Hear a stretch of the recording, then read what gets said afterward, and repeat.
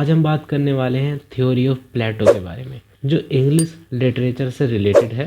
वैसे तो प्लेटो की कई और सारी थ्योरीज भी हैं, लेकिन इस वीडियो में हम शॉर्ट में डिस्कस करेंगे कि प्लेटो ने पोएट्री के लिए क्या व्यूज़ दिए थे, या फिर प्लेटो की जो थ्योरीज़ हैं पोएट्री के लिए वो क्या क्या थ्योरीज़ हैं। तो अगर हम ग्रीक लिटरेचर के बारे में बात करते हैं तो एंशियंट ग्रीक लिटरेचर में लिटरेरी थ्योरी नहीं हुआ करती थी जब तक कि प्लेटो का टाइम नहीं आया, या फिर जब तक प्लेटो ने अपनी थ्योरीज़ को लिटरेचर को नहीं दिया था। इसमें लिटरेचर की कई कैटेगरी शामिल थी, जैसे epic, dramatic poetry, comedy, tragedy. इन सब लिटरेचर की फॉर्म को ओरली प्रेजेंट किया जाता था किसी भी ड्रामा में करेक्टर के थ्रू, या फिर पुराने टाइम के ग्रीक के जो ट्रेडिशन थे, वहाँ का जो कल्चर था या नॉलेज थी, वो आगे की जनरेशन को स्टोरीज़ के थ्रू पास किया जाता था। यानी कि पहले की जो नॉलेज है वो आगे की जनरेशन को स्टोरीज़ के माध्यम से बताई जाती थी। और ये जो स्टोरीज़ हुआ करती थी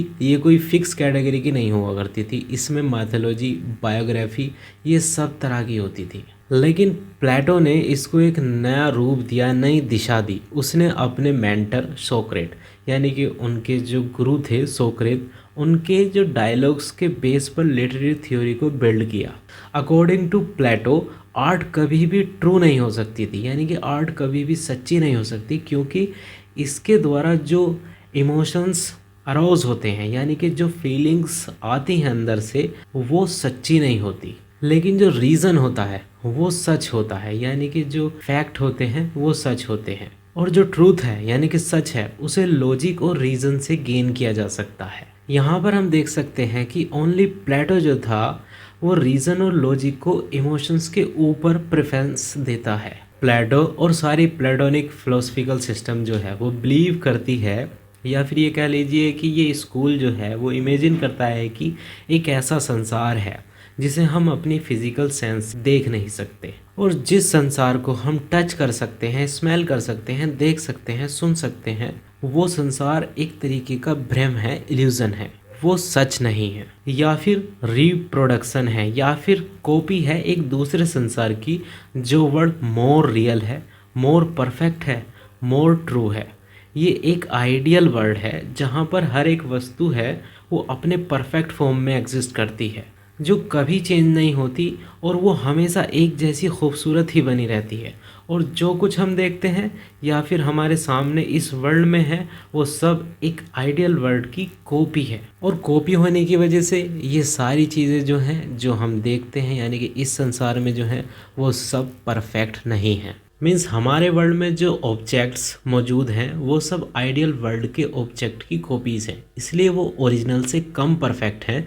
this is the theory of Plato's ideal world. आगे वो लिखता है कि फिलोसफर जो होते हैं वो लॉजिक और रीज़न का यूज़ करके ट्रूथ को डिस्कवर करते हैं। प्लेटो के अकॉर्डिंग सभी आर्ट, चाहे वो कोई भी आर्ट हो, वो सभी रिप्रेजेंटेशनल होती है, मतलब कुछ कंडक्ट करती है, कुछ दिखाती है अपने आप में ओरिजिनल नहीं होती। चाहे वो लिटरेचर की कोई आर्ट हो, कलर की कोई आर्ट हो, पोएट्री हो, पेंटिंग हो, कुछ भी हो सकती है।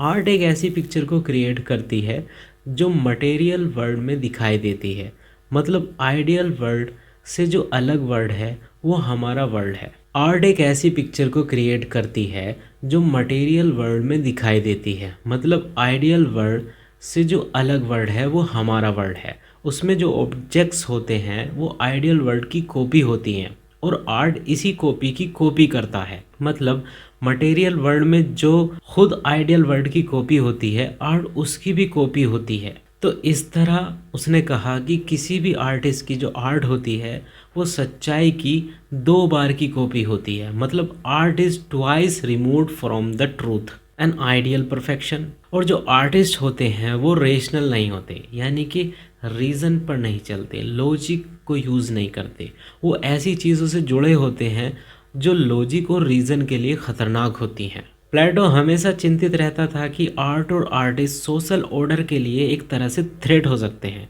क्योंकि आर्टिस्ट लोगों को उनके असल मकसद से भटका सकते हैं। इसलिए प्लेटो अपनी एक बुक रिपब्लिक के चैप्टर 10th में लिखता है कि पोएट्स को पोएट्री महान लोगों की लाइफ के बारे में लिखनी चाहिए, जिससे कि लोग महान लोगों के बारे में जाने और उनसे वैसा बनने के लिए इनकरेज हों। और इसी बुक में प्लेटो कहता है कि सभी पोएट्स को कंट्री से बैनिश कर देना चाहिए, उन्हें वहाँ से निकाल देना चाहिए, क्योंकि वो आइडियल सोसाइटी के लिए ख़तरनाक होते हैं। क्योंकि वो मानता था कि आर्ट जैसे लिटरेचर लाइक पोएट्री और ड्रामा, ये सारी चीज़ें झूठ फैलाती हैं और लोगों को गलत तरह से प्रभावित करती हैं, जिससे झूठ फैलता है और सच्चाई और लॉजिक पीछे कहीं छूट जाती है। और ऐसी आर्ट जो इमेजिनेशन क्रिएट करती है ऑडियंस के माइंड में, किसी वजह से भी सही नहीं होती और बच्चे उसी की सच्चाई पर चलने लगते हैं, उसी झूठ को, उसी इमेजिनेशन को सच समझने लगते हैं।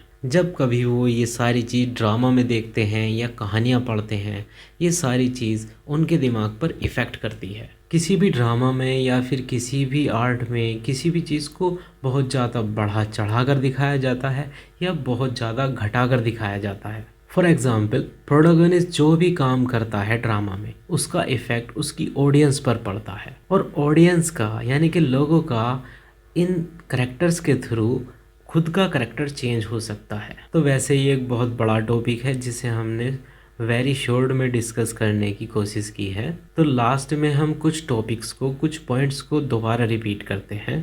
तो इस वीडियो में हमने सबसे पहले बात जिस टॉपिक की थी वो था मटेरियल वर्ल्ड। तो मटेरियल वर्ल्ड वो वर्ल्ड होता है जो हम देख सकते हैं या जिस वर्ल्ड में हम रहते हैं।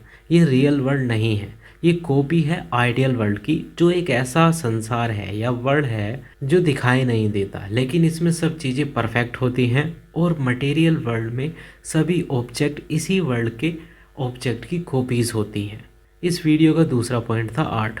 तो आर्ट किसी भी फॉर्म में हो, मटेरियल वर्ल्ड को रिप्रेजेंट करती है। इस तरह से कॉपी ऑफ कॉपी होती है, मतलब पहले मटेरियल वर्ल्ड आइडियल वर्ल्ड की कॉपी करता है, फिर आर्ट इस मटेरियल वर्ल्ड की कॉपी करता है। तो ये ट्वाइस रिमूव्ड हो जाती है सच्चाई से। और इन सब चीज़ों से ये वर्ल्ड जो है दो पार्ट्स में ऑर्गेनाइज हो गया है, जैसे जिसे बाइनरी अपोजिशन कहते हैं, जैसे कि rational, irrational, good evil, male female. Last में प्लेटो की जो थ्योरीज हैं उनकी समरी में हम कह सकते हैं कि वो कहता है कि लिटरेचर एक इम्पोर्टेंट फॉर्म है जिसे कंट्रोल करके रखना चाहिए या कंट्रोल में रखना चाहिए, क्योंकि इसका प्रभाव इसके रीडर्स पर पड़ता है। सो फ्रेंड्स, इस वीडियो में इतना ही था। मैं अफसर Khan, thanks for watching us, have a nice day.